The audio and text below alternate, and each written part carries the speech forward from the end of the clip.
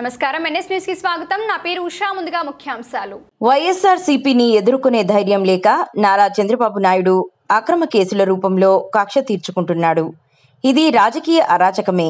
మిథున్ రెడ్డి గారి అరెస్టును తీవ్రంగా ఖండిస్తున్నాను.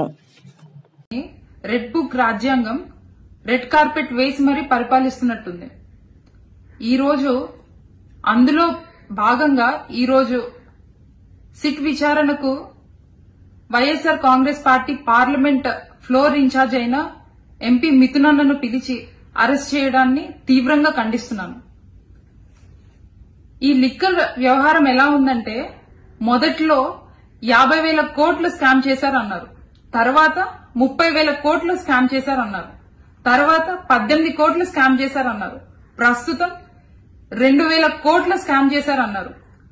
మొదటి నుండి ఇప్పటి వరకు చూసుకుంటే ఇదంతా ఒక కట్టుకథగా కేవలం వైఎస్ఆర్ కాంగ్రెస్ పార్టీ మీద కక్షపూరితమైన రాజకీయం చేస్తుందని క్లియర్ కట్ గా మనకు అర్థమవుతుంది. అయితే కూటమి ప్రభుత్వం ఏర్పడిన రోజు నుండి ఈ రోజు వరకు జగన్మోహన్ రెడ్డి గారికి అత్యంత సన్నిహితంగా ఎవరైతే ఉన్నారో, వైఎస్ఆర్ కాంగ్రెస్ పార్టీలోని కీలకంగా నాయకులు ఎవరైతే ఉన్నారో వాళ్ళందరినీ అక్రమ కేసులు పెట్టి అరెస్ట్ చేయడం జరిగింది.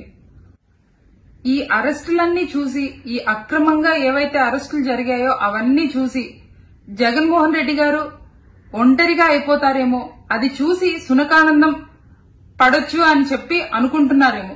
కానీ ఇక్కడ ఉన్నది జగన్మోహన్ రెడ్డి గారు, వైఎస్ రాజారెడ్డి గారి మనవడు, వైఎస్ రాజశేఖర్ రెడ్డి గారి తనయుడు. సొంత పార్టీని పెట్టి ఢిల్లీని ఢీకొట్టి కోట్లాది మంది అభిమానులను సంపాదించుకున్న వ్యక్తి. ఇక్కడ వైఎస్ జగన్మోహన్ రెడ్డి గారు ఇట్లాంటి కేసులు ఎన్ని పెట్టినా భయపడరు.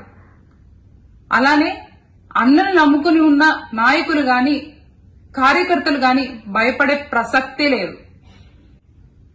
అదేవిధంగా ఈరోజు మిథునన్న అభిమానులే కాని, మరీ ముఖ్యంగా మిథునన్న కుటుంబ సభ్యులకి అధైర్యపడకుండా ధైర్యంగా ఉండండి.